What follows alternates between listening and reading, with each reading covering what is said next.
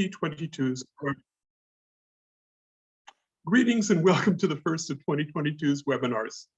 My name is Brian Rothberg. I'm partnered with fellow board member Daniela Weissman.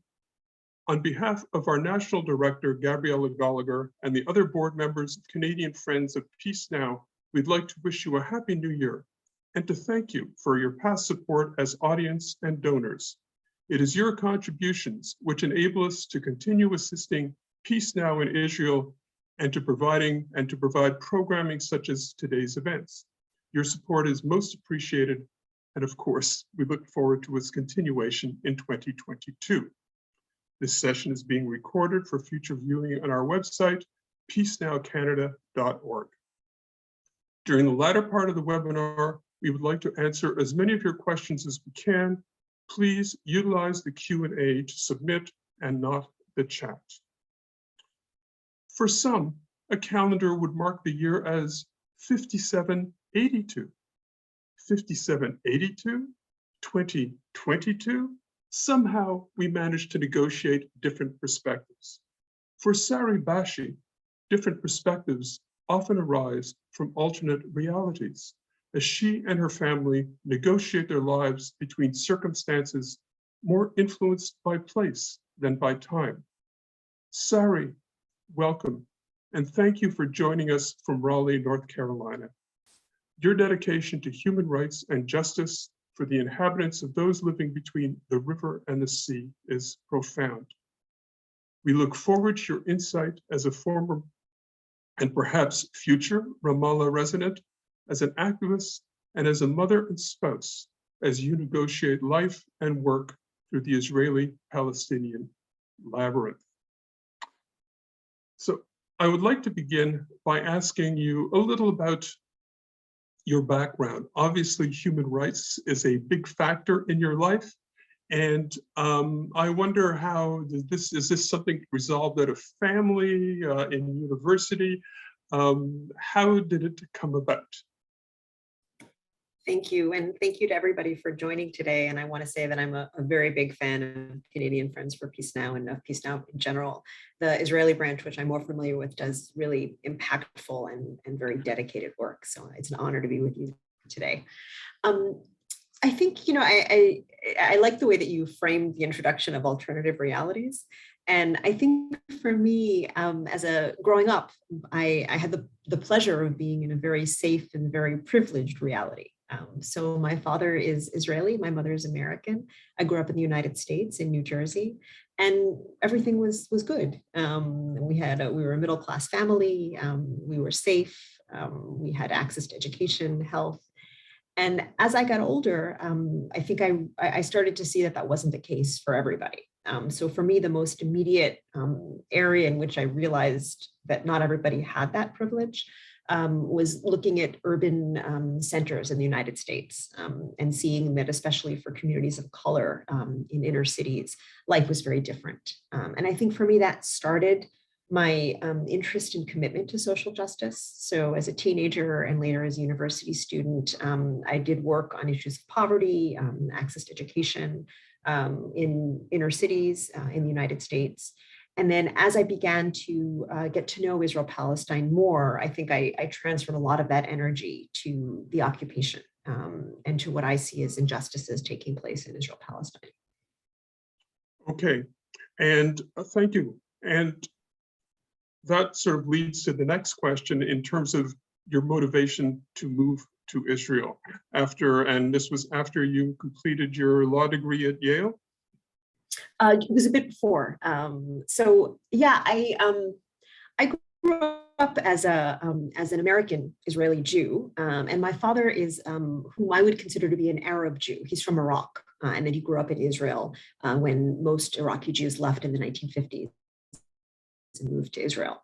So my experience of the Jewish community was mostly of the Jewish community of European origin, of Ashkenazi Jews.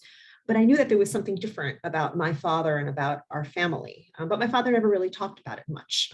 So I knew that he was from Israel. I knew that he had different cultural practices. So like, for example, on Saturday mornings, he used to make us breakfast. And it was fried eggplant and hard-boiled eggs and salad and tahini paste with pita. And we just called it the daddy breakfast, because from our point of view, that was just the breakfast my father made. And then as a child, when I started visiting Israel and seeing my family there, they served the same breakfast. So I thought, oh, maybe this is a family recipe. And much, much, much later, I came to know it as actually an Iraqi Jewish dish called sabich, which has very rich cultural background. It's rooted in like what people had for breakfast on the Sabbath while they were waiting for the main meal to be ready. And I think that that realization that there was more to my father's culture, my father's background, it intrigued me. And maybe to some extent, I also wanted to get to know my father better. We didn't always talk very much, but I think when I moved to Israel after my first degree, after I completed my Bachelor's of Arts degree, for me, it was like rediscovering my father, because I moved to Israel to live when I was 22, which is not that much younger than my father was when he left. And in the beginning, when I would share with him, oh, I did this hike in the Negev, or I had this dinner at my Aunt Saida's house, he would say, oh, yes, yes, yes, I did that too, I did that too. And it was actually a way of connecting to him. So I think it was more curiosity than anything else that brought me there. It's amazing the role that parents play in our decisions. So you began to work for the Israeli Supreme Court. And I'm just wondering how that affected your views of did it have an impact on your views of justice in Israel? Yeah, absolutely. So the first time I came to Israel, I started working as a journalist, actually, initially in Jerusalem. And I witnessed things that troubled me. I was documenting violence. I was documenting the occupation as a journalist, and I wanted to actually take a side and not just write about them, but actually take a side. And that's why I decided to study law and to become a human rights lawyer. But for me, this was a real evolution in my political perspective and my social perspective. As a child, back in the United States, I attended a religious Jewish school, and we weren't a political family. The school wasn't particularly political, but I was a child when the first Intifada, the first Palestinian uprising, broke out in 1987. And I remember learning about it in a continuous spectrum of a history of anti-Semitism. So I learned that the Spanish inquisitors oppressed Jews, and the Nazis persecuted and murdered Jews, and now the Arabs were trying to kill Jews. And I didn't attach that much importance to it because we weren't a political family, and that was happening in a very far away place. But when I actually moved to Israel as an adult and I started witnessing what was going on, I realized the story was actually very different. And it began a very long journey that I'm still on of changing the way that I see Jewish security, Palestinian security, and in general, the way Palestinians and Jews are living together in Israel, Palestine. So after I stopped working as a journalist, I went to law school. I got my law degree, and then I went to clerk on the Israeli Supreme Court in the hope of learning more about the Israeli legal system, which I did.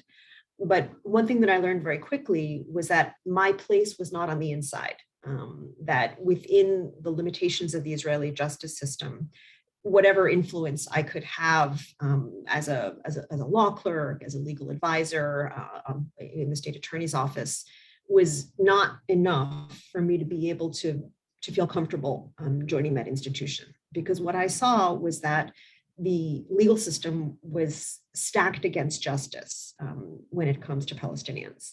And I mean, maybe that makes sense, right? There's a military occupation. So when you go to the court that is governed by the governing authority, the military authority, then you shouldn't have very high expectations. And so I didn't feel very good about my work there, although I learned a tremendous amount.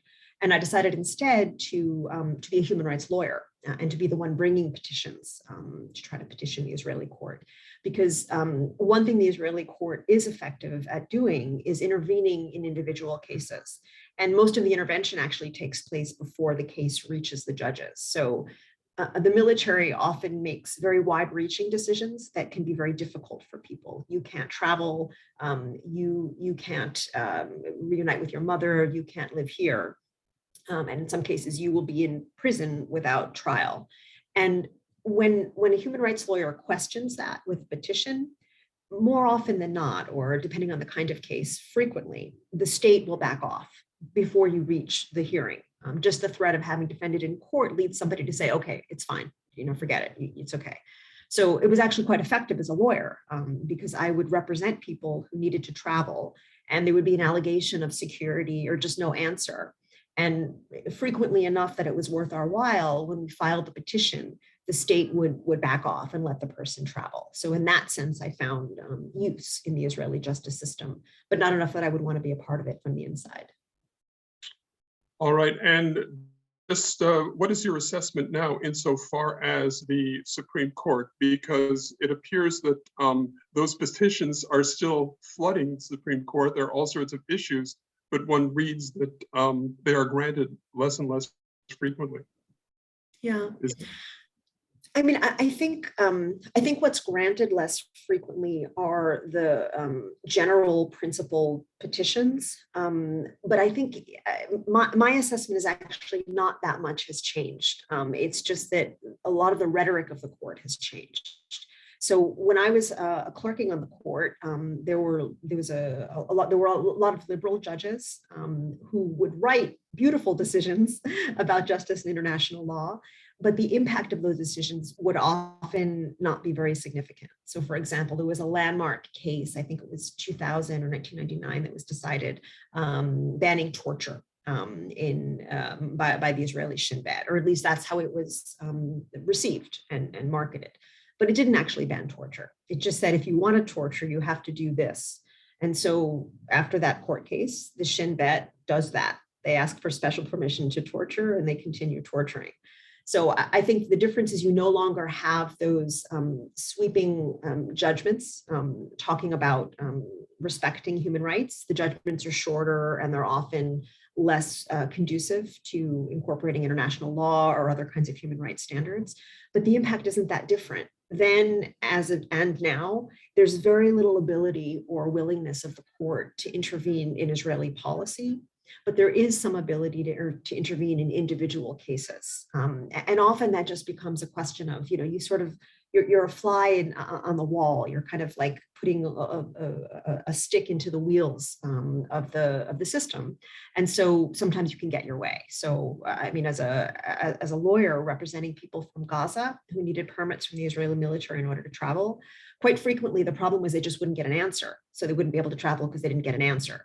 So when we would represent them, either in administrative proceedings before the Israeli military or before the Supreme Court, we would get an answer. And sometimes that answer was yes.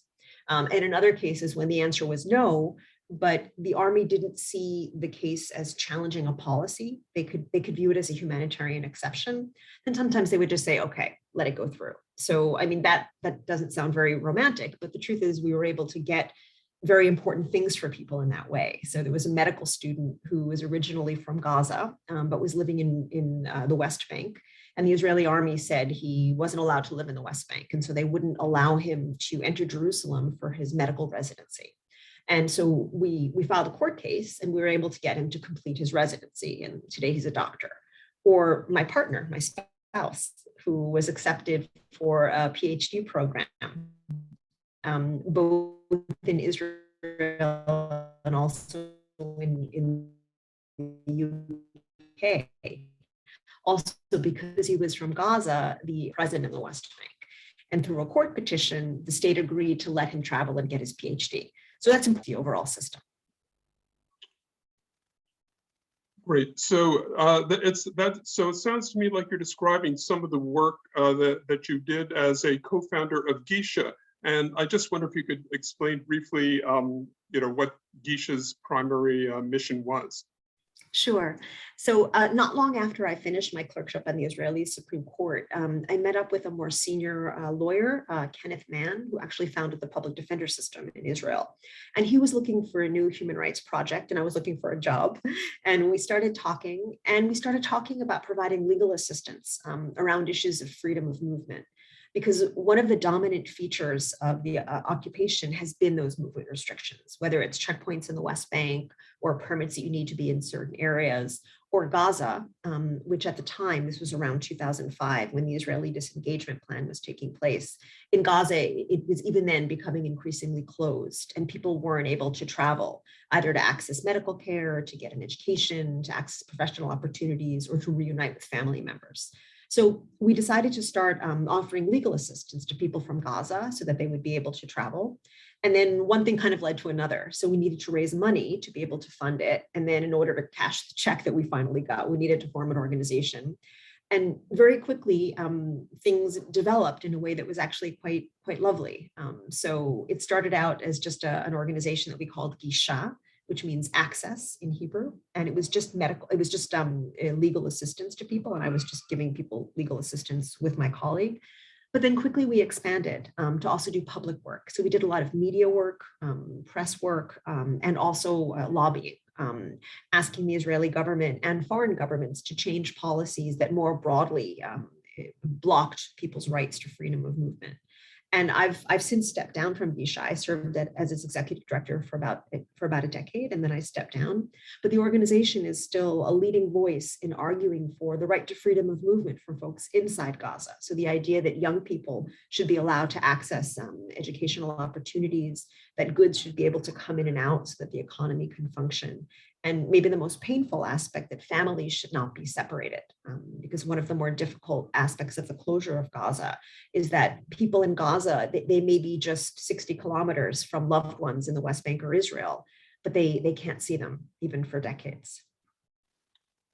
So recently, the family reunification law, I believe, has come to the fore in terms of conversation.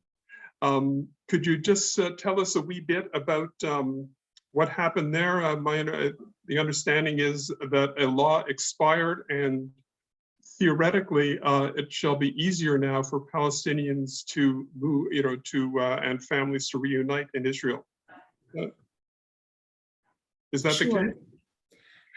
It's true that the law expired, and it's true that it should be easier, but unfortunately, I don't think it's true that it is easier.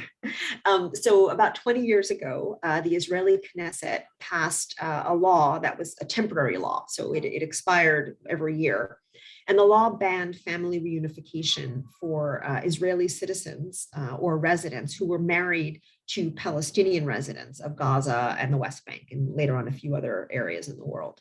And the law was explained as something necessary for security. So the idea that allowing Palestinian residents of Gaza and the West Bank to enter Israel and to get status in Israel as spouses would be dangerous for security.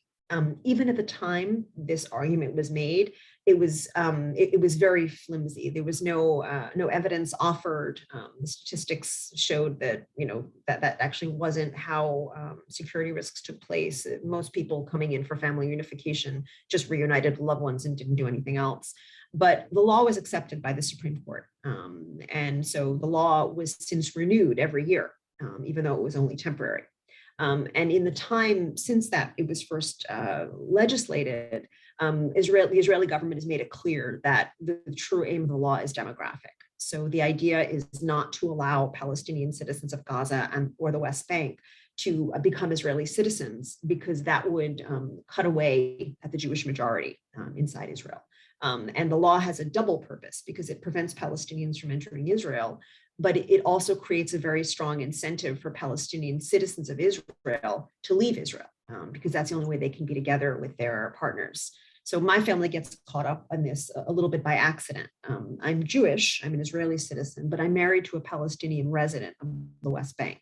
And so the law applies to me, even though the vast majority of Israeli citizens it applies to are actually Palestinian citizens of Israel, Israeli Arabs. So that means that I had to leave Tel Aviv, because I wanted to live with the person I love. And I had to move to the West Bank to be with him. And that's exactly what the law is designed to do, not to let Palestinians enter Israel and to create an incentive for Palestinian citizens of Israel to leave. Now, the law was up for its standard renewal this past summer, but for a variety of reasons having to do with the nature of the ideologically diverse Israeli coalition and the right-wing opposition, it wasn't renewed. There weren't enough votes to pass it, even though a majority of members of Knesset support the law. So the Ministry of Interior, without the law, is supposed to process requests from Palestinian spouses to reunite with their Israeli spouses inside Israel. But the Minister of Interior belongs to a far-right party called Israel Beitenu, and so she refused to process those requests. And there was recently a court decision saying that in the absence of a law, she must process those requests. I'm not optimistic because even before the law, the Ministry of Interior has been extremely effective in blocking those requests for family reunification. And I can give my own small example. The law has some humanitarian exceptions that allow older Palestinians to get temporary permits to enter Israel. So Palestinians over the age of 35, men, can get a permit to be in Israel for 6 months or up to a year to reunite with their Israeli spouses.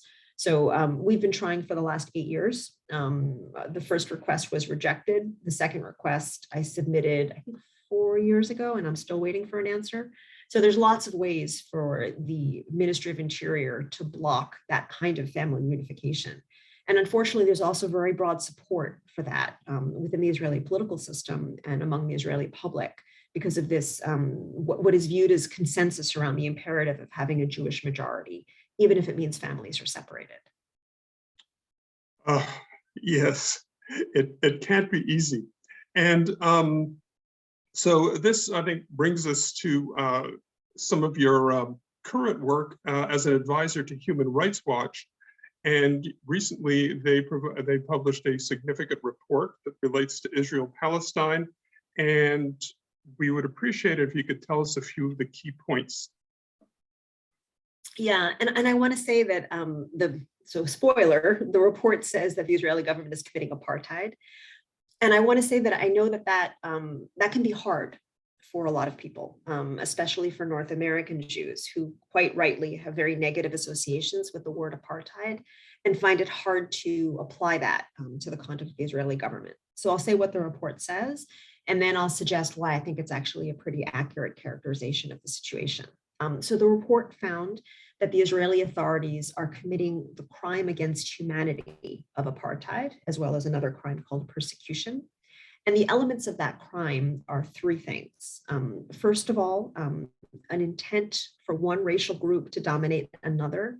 Second of all, in a context of systematic oppression. And third of all, through the commission of inhumane acts. And the report concluded that the Israeli government has an intent to maintain Jewish domination, including demographic superiority, throughout the space between the Jordan River and the Mediterranean Sea. So the state of Israel, as defined by the 49 armistice lines, the Gaza Strip, and the West Bank, there's an intent to maintain Jewish domination throughout that space, and that the elements of the crime come together in the Palestinian territory, in the West Bank and Gaza, where inhumane acts are being committed in a context of systematic oppression. So that sounds hard. What I can say is that if you live in Israel-Palestine, it actually makes a lot of sense. And I can tell a story about my daughter and an experience I had with her that made me realize that maybe there's actually something very intuitive about all this legal language about crimes against humanity. So my daughter was 5 years old, and we had a stint outside of the West Bank, and we returned to the West Bank from living in the United States for a year. And we were driving. I was taking her to Tel Aviv for a memorial service for my uncle. So I was taking her and my son because my partner can't come with us. Palestinians can't enter Israel, but my children have Israeli citizenship, as do I. So we were driving and we reached a surprise checkpoint. So a flying checkpoint where unexpectedly the soldier wouldn't let people pass. And he was basically closing off a Palestinian area, a road that led from Palestinian villages to a road that would eventually lead to Tel Aviv, and it was blocked off. And so as I was turning around, my daughter asked me what was going on. And I said, well, we have to turn around. The soldier won't let us through. And she said, but Ima, we're Jews. And that was actually the first time I heard my daughter refer to herself as Jewish. And nobody had ever told her that Jews can pass and that Palestinians can't. She knew her father can't come, but I realized that she had just looked around and in the way that children do, put together all kinds of different bits of information. And the information that she was putting together was that Jews can go into most areas. Palestinians are excluded from most areas. And the soldiers are there to protect and help Jews. And so she didn't understand, why weren't they letting us through? We were supposed to be part of the privileged group. And that's really the essence of apartheid, where there are two groups and there's an intent for one group to maintain domination over another. And I think that the reason that can be helpful is because I think sometimes within North America, there's an overemphasis on distinguishing between the Israeli occupation and everything else that takes place within Green Line Israel, within the state of Israel. And there are distinctions, there are differences, but there's an intent that is common throughout the space, which is an intent of domination.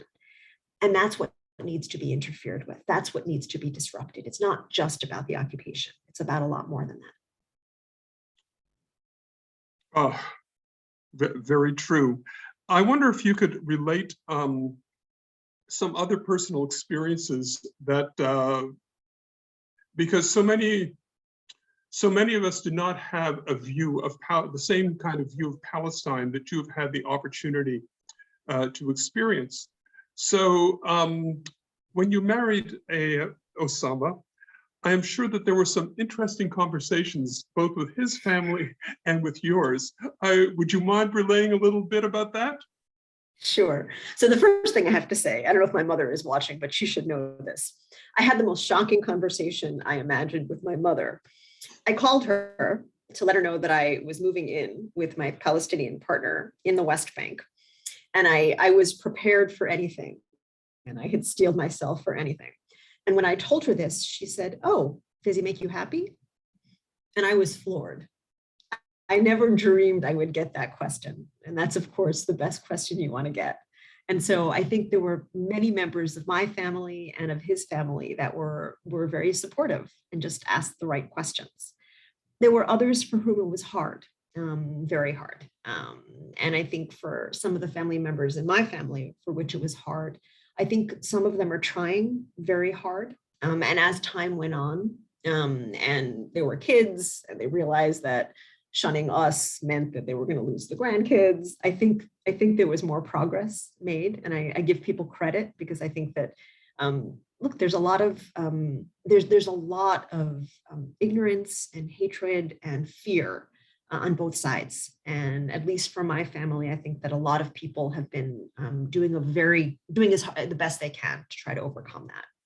In terms of my partner's family, it's a little more complicated because they're in Gaza and we can't see them and they can't see us. So even though it's just about 80 kilometers between Ramallah and Gaza City, the travel restrictions mean that they can't come to us and we can't come to them. So my kids have never met their grandmother who lives in a refugee camp in Gaza. So, I mean, Osama's family is supportive, but on the phone. And they don't have to deal with us. So there's no tension because we're far away, which is sad, but it also means it's very simple. And I think to some extent, for Osama's family, probably it's harder for them to deal with him than with me, in the sense that he's taken a different route. He's secular, liberal. He has a very different lifestyle than the lifestyle that they have. And so I think to some extent that probably would be harder for them to deal with up close than it would be for me. And the good thing is that because I'm a Jewish woman and he's a man from a Muslim background, everybody thinks the kids belong to them. So the Jewish side says the mom's Jewish, they're Jewish. The Muslim side says the father's Muslim, they're Muslim. Everybody's happy, everybody loves the kids, so it's all good. All right. That is lovely. Children have a way of bridging gaps. I wonder if you could say a little bit about education, because so much of the narrative one often hears is that the Palestinians are educating their children to hate the Jews, and that Israel should disappear and so on. And there tends to be a more tolerant view of Israeli education, but I think that that is changing, has changed quite a bit over the years, and it too could be deemed quite racist at times. Do you care to comment on that? I'm not a big fan of the content taught in either educational system. I mean, my concern about the Palestinian educational system actually has more to do with it being overly conservative in its approach to education. And there's a lot of reasons for that. But, as somebody who's looking for like the best school for my kids, it's hard. It's hard. You want a school that, has the best methodologies, teachers who are well trained. And unfortunately, within Palestine, the occupation has made the area smaller and more isolated from the rest of the world, which doesn't do wonders for good pedagogy. I know the Israeli educational system better. And in that sense, I can say that to some extent, I feel like I dodged a bullet. And I know that this can be hard for people because people have an idea that, oh, a Jewish woman raising her kids in the Ramallah area is really hard. But the truth is, whatever complications my choice of spouse have introduced in my life, I've actually managed to avoid something that's really hard for a lot of my left-wing Israeli friends, which is trying to protect their children from the content of the Israeli educational system, and eventually trying to protect their children from going into the army, especially the boys, and doing things that they would not be proud of. So I actually have a lot of friends, and my friends are not representative. They're left-wing people, which is a smaller and smaller portion of Israeli society. But I have a lot of friends who have left. They've taken their kids and they've left, and they do it when the kids are young, because they don't 4, 5, 6. They don't want to wait until the kid hits 14, and then maybe even if they leave, the child will have enough of an affinity for the Israeli military that they'll go back and sign up for military service at the age of 18. And there's a big problem with the content being taught in the Israeli educational system. It's Jewish supremacist content, and it's hard to insulate children against it. So in that sense, I feel like my kids, it'll be really hard for them to be racist, either against Jews or against Palestinians, because they come from both worlds. And in that case, we've managed to protect our children, although they will have other challenges as they grow up. Yes, I'm sure that they will. There are many Israelis who are really upset with their country's role as occupier, and it appears that people are becoming less and less upset and more attuned, which is sad, but they're fearful of vulnerability. So I know that you're a mother, so let us pretend we can play Let's Pretend. So you are invited to some friends for dinner in Kfar Saba. These are liberal people. And to show you how liberal they are, you've arrived with Ben and Jerry's Shalomi Salami ice cream, their favorite flavor. And you know that they have provided you with wine that they ensured came from the west side of the Green Line and not the east. So you're sitting down and they ask you, look, Sari, I detest the occupation, but I believe in full rights for Palestinian citizens of Israel. But when I look at the state of chaotic governance in Lebanon, Iraq, Syria, and the instability in Jordan, why should I give up my security for an abstraction? How would you respond to that after the ice cream? After the ice cream. It's a good question because it comes up quite a lot. And I would answer it in a few ways. First of all, I would diagnose that question as coming not just from concerns about Palestinians, but out of a broader idea that I would say has to do with European settler colonialism. I know that's a big word, but within Israel, for decades, even preceding the foundation of the state, there was a very strong ideology that Jews from Europe were going to bring better civilization. They were going to bring a better political system, enlightenment, order, hygiene, a better economy, And that was true vis-a-vis Palestinian Arabs, and was also true vis-a-vis Jewish Arabs. So when Jewish Arabs came from Morocco, from Iraq, from Egypt, they encountered some of the same prejudices that Palestinians encountered. The difference is they were encouraged to assimilate and to become Western and become European. Whereas Palestinians were excluded from that and said, no, you can't, you will be other, you will be different. So if somebody is concerned that, granting equal rights to other human beings or respecting their rights would endanger their security, then I think we have to ask why, right? I mean, is it because they're brown? Is it because they're Muslim? Is it because they're Arab? Why would they be different than anybody else? And if we want to look around at Lebanon or Syria or even the Palestinian Authority and Hamas, which are horrific, horrific authorities that are abusing people, why are they behaving that way? Is it because they're brown? Is it because they're Arab? Or is it because there's a political structure that has supported and created oppression? And for me, it's hard to think of a more, a better system for encouraging corruption, for encouraging violence and abuses than a military occupation. When you have 54 years of military occupation, and which is eventually kind of subcontracted out to a local authority that has a very small amount of power, not enough power to actually make things better, but enough to kind of be corrupt, then that's what you're going to see. So the question is not, I don't want to become like Syria, or I don't want to become like Palestine. The question is, why does the Syrian government behave the way it does? It's being enabled, it's being supported. And why is the Palestinian Authority behaving the way it does? It's being enabled, it's being supported, primarily by the Israeli government and the US government. So I don't believe that, that Europeans are any better at democracy, human rights, hygiene than anybody else. I think there are circumstances that make it easier or harder to achieve human rights, are circumstances in which people's rights are respected and human dignity is respected. And then we can start building up something better, not a sense of security that's predicated on oppressing other people.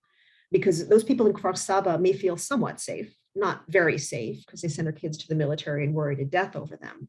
And then every few years there's a war, so they're not that safe, but they feel safer.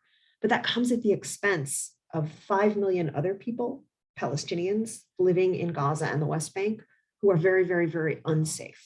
And that can't be the right answer.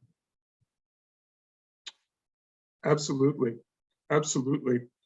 So we are talking about some topics which are certainly do not give rise to extreme optimism at the moment. But I wonder if you could perhaps assume the role of seer and give some prediction as to the lives of your children, Furat and Adam, and how they might unfold, or what might exist in 20 years. I know it's not an easy question, but let us play Imagine a second time. I think there are reasons to be optimistic, and I'm glad you said 20 years, because I think sometimes, peace now, it's a beautiful slogan, but I think in the current context, maybe we need to take a step back and think about the ways in which having peace now has actually prevented us from doing the very long-term work we need to do to make that possible. And so in that sense, I am optimistic, because I think that we are seeing, unfortunately, we're seeing a bleeding over of oppressive policies in the occupied territories into also Green Line Israel. So the Israeli government is increasingly abusing people, not just Palestinians, and is also, people are finding it harder and harder to hold together Jewish and democratic within Israel, and many people are choosing Jewish and saying that's, that's what I care about, not about human rights standards or values of justice and dignity. So that's hard, but it also helps clarify that what we need is change. We need to change the way the area is governed. We need to have basic rights respected, and we need to be focusing on human rights and on ending abuses. And from my point of view, the credibility that the peace process has had over the last 3 decades has distracted from what's been going on the ground. And I think as that peace process is losing credibility, it creates space for us to pay attention to what's going on the ground and do something about it. And within North America, we're increasingly seeing ties and solidarity between civil rights movements, between movements for people of color, women's rights, and Palestinian rights, and an increasing kind of internationalization of that demand for rights. And that's where the future is to me. And I think increasingly among North American Jews, I'm glad that it's getting harder for North American Jews to support what the Israeli government is doing. It should be getting harder. And as it gets harder, I think things will start to change. So I'm optimistic, but it will take time. Thank you. It's now time to progress to audience questions that have been mediated by fellow board member Daniela Weissman. Daniela, please. Hello, everyone. Thank you, Sari, for all your answers and elucidating this really complicated situation. So we have a lot of questions from the audience. We'll start with Itzhak's question. In your opinion, what can be the most significant thing that the Jewish left, specifically in Israel, do to turn around the apartheid and the occupation? And how can Mizrahi Arabic Jewish Viewpoint contribute positively to conflict resolution and offsetting Israeli Jewish supremacy in the area? That's a great question. I think there's a lot of work to do within Israel for us to reconceive of what it means to be Jewish and not dominate and not oppress. And a lot of that goes to needing to come to terms with the settler colonial roots of the Israeli state, which is not to say it was only that, but we need to acknowledge that Jews came from Europe. Many of them were fleeing, but when they came, they displaced indigenous people who were living there, and they're not letting them come back. And I think we need to be able to come to terms with that and start to pick through, why is it so hard for us to conceive of letting Palestinian refugees return? Why is it so hard for us to conceive of a government that would respect people's rights based on them being human beings, based on them being citizens, and not based on ethnic distinctions? And that's actually really hard, because I think for many Israeli Jews on the left, we don't really know who we would be if we're not part of a Jewish majority. And so there's work to do in decolonizing lots of aspects of Israel. And that includes very current struggles. So for example, the struggle for public housing in Israel, right, which is rooted in a European dominated government not giving appropriate housing to Jews who came from Arab lands, as opposed to Jews who came from Europe. And then not giving, and then displacing in Palestinians, who even people who were citizens were internally displaced from their towns and villages inside Israel, and then were stuck in kind of temporary public housing that now is being threatened. So these are very current battles. There are people who don't want to lose their public housing. But if we can understand the historical roots of it, and if we can support those struggles from the point of view of correcting what was done in the past and opening up the possibility that we could be safe, we could be prosperous, we could have freedom, even if we didn't control based on ethnicity, then I think we can actually build the foundations for something better. And that's the kind of work that I would like to see done right now. Thank you, Sari. And we have quite a few questions about the Palestinian education system. Specifically, whether the Palestinian Authority adopted a curriculum which incites the next generation of Palestinians to conquer all of Israel, not only stay in the West Bank and Gaza. Did you have that impression or that experience with your kids' school? I'm not an expert in the Palestinian curriculum. I think the answer is no. It doesn't include a plan to take over the space. There are aspects, especially of the religious curriculum that I find intolerant. And in that sense, I don't particularly like when religions teach that other religions aren't as good as theirs. It's unfortunately very common, but I don't like it. In terms of teaching about Palestine, I mean, look, I think that the Palestinian Authority has formally adopted a two-state solution. The idea that, you know, their aspirations are limited to the occupied Palestinian territory. That's not necessarily popular among most people, especially among the 7 million Palestinian refugees who would like to be able to go back to the lands that they left or their grandfathers and grandparents and parents left. So there's a lot of yearning, I would say, for return. Whether you call that taking over, you know, that's already kind of beyond the curriculum. The curriculum includes kind of pride in homeland, and that, you know, if not adequately coupled with strong civic education and education about human rights, then sure, that can support kind of jingoistic policies. But I don't think that it happens in Palestine more than it happens in other places, unfortunately. I think you're muted, Daniela.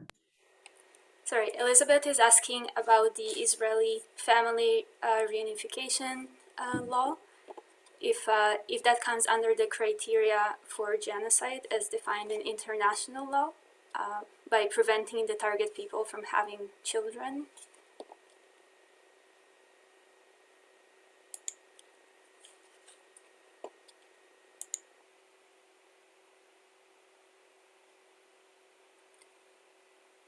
We may have lost Sari for a minute.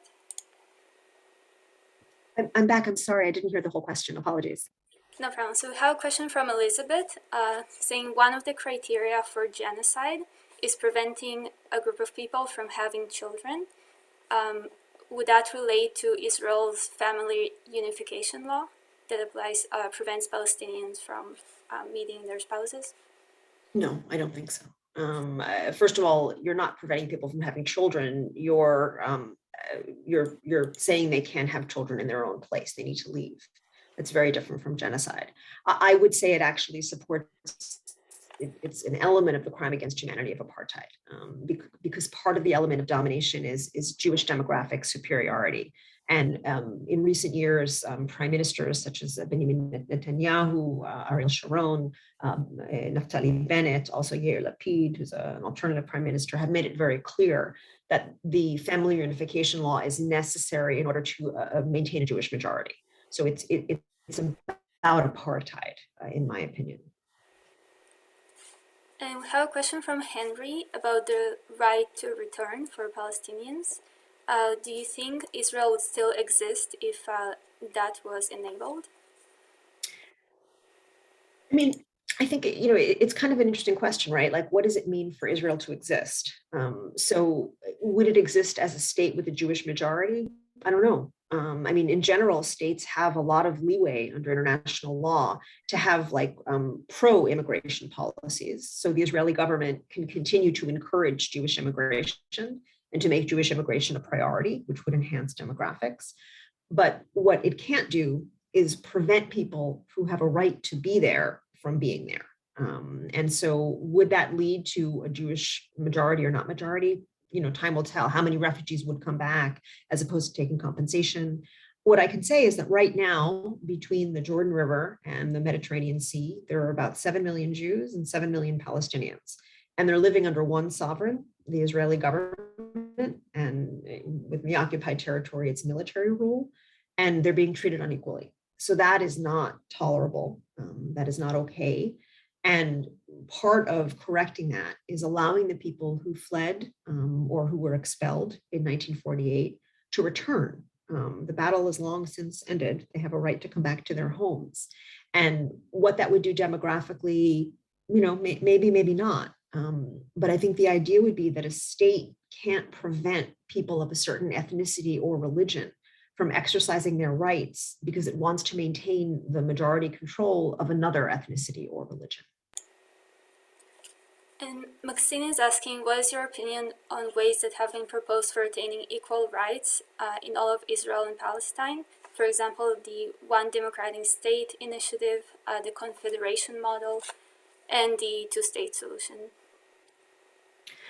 Look, I think that, equal rights would be consistent with any of those political arrangements, right? I mean, there are political decisions. How do you want to carve up the land? But the question is, are people's rights respected? That's as a human rights activist, that's what I'm interested in. And my concern is that the focus on a two-state solution has actually been clouding what to me is the more important question, which is how are people living? Are people being able to access their farmlands? Are people being separated from their families? Are people being abused? And if we start focusing more on those questions and fixing that part of it, then any of those three solutions could be consistent. I personally prefer solutions that are based on universal access to citizenship. I don't think that necessarily partitioning states along ethnic lines and policing those boundaries by denying people's rights is a good idea, which is not to say that's what the two-state solution has to be. You could have a rights-respecting two-state solution. It's just the versions of it that we've seen in the last 30 years have not been that. And that's what I would argue for, whatever political arrangement we want to come to. And back to questions about your family. People are curious, how did you meet your spouse and whether your children will have to serve in the IDF or what will happen to them as they grow? Thank God they will not. As the children of a Palestinian, they will not. And it's possible they'll get a draft letter, but it'll be very easy to explain, no, there's a mistake. You don't want them, trust me. And in that sense, I feel very lucky because I know for a lot of my friends, it's something they think about. I remember there was a time, it was a few years ago, I was going for, I'm a runner. I run a lot in the mornings, and my son at the time was about 2. And so he got up early. So I took him with me in a jogging stroller, like around 5:30 in the morning or something, just near my house. So I went out for a run. Actually, I wrote about this in my blog. I have a blog that I write about raising my kids in the West Bank. It's called Forat. So I took him out on the stroller. And as I run, I suddenly see Israeli soldiers in a square near our house. So I immediately turn around to go in the opposite direction. And then I'm like slammed with a waft of tear gas. And so I'm like running, trying to get him away from the tear gas, trying to get him safe. And then it was fine. He didn't get any tear gas. And then later that day, I spoke to a friend of mine, a good friend of mine who lives in Tel Aviv. And I told him what had happened, and he kind of laughed and he said, "Are you sure you want to raise your kids there?" And I didn't want to say it, but he has a son who is 6 months older than mine. And what I didn't want to tell him is, look, yeah, I had to protect my kid this morning from tear gas. But in 16 years, you're going to have to try to protect your child from being the one who throws tear gas canisters in a residential neighborhood at 5:30 in the morning. And you can't protect him from that. You can't. And at least I've protected my son from that, because my son will never go to the army and he'll never serve to maintain a military occupation. So obviously I didn't say that to him, but in that sense, I actually, I feel very lucky. In terms of, now I think I forgot the rest of the question. Tell me the first part of it. Oh, sorry. So the questions were, where did you meet your spouse? And oh, that's a good one. Yeah. So I was a lawyer, a young lawyer, and I just founded this organization called Gisha. And we were focusing on helping people in Gaza who were subject to restrictions on their freedom of movement. And that included people who were originally from Gaza. So their ID cards, which are controlled by the Israeli government, say Gaza, but they had moved to the West Bank years and even decades earlier. But the Israeli government doesn't allow Palestinians to change their address from Gaza to the West Bank because it still has territorial claims in the West Bank. It's actively settling the West Bank with Israeli Jews, whereas it's given up those claims in Gaza. So it wants to prevent Palestinians from Gaza from moving to the West Bank or even remaining in the West Bank if they've already been there. That's part of the Jewish demographic superiority. So he'd been accepted to a PhD program, but he wasn't allowed to go because he actually, when I met him, he was actually trapped in the city of Ramallah. because the Israeli military said he wasn't allowed to be in Ramallah, he hadn't left in 6 years because he was afraid that if he left and crossed a checkpoint, the Israeli military would remove him to Gaza, and then he would lose his apartment, his job, and access to his son. At the time, he was married to somebody else, and they were raising a child. And so for him, he was, really wanting to further his education, but not willing to take the risk of not being able to go back home. So I represented him. Successfully, he was able to go eventually to London and to do his PhD program there. And then when he came back years later, he was already separated from his wife. And then it was funny, we knew each other for 4 years as lawyer and client. And then we met to talk about his case, and he was already separated. And it was like all of a sudden we fell in love instantly, even though we'd known each other for 4 years, but in a very different context. And it's actually, it's the subject of a Hebrew language memoir that I recently published called Mcluba, Upside Down Love. So it's in Hebrew only. I'm working on an English translation, but it tells the story about how we met and then how we managed to keep it together despite a couple of challenges. Thank you, Sari. And we have a question from Angela, who is worried about the climate footprint and emissions caused by military, especially, so by the military and by warfare, especially since we just had a global summit on climate change. Do you think issues of climate change will bring together Israelis and Palestinians due to their urgency?